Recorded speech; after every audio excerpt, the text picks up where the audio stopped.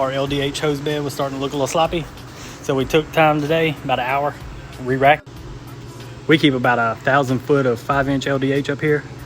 Let me show you what we got now.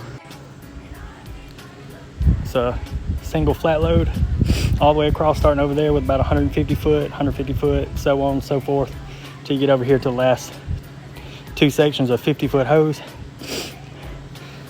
It starts deploying from this end. It'll deploy this whole stack, next stack, next stack, next stack, next stack, next stack.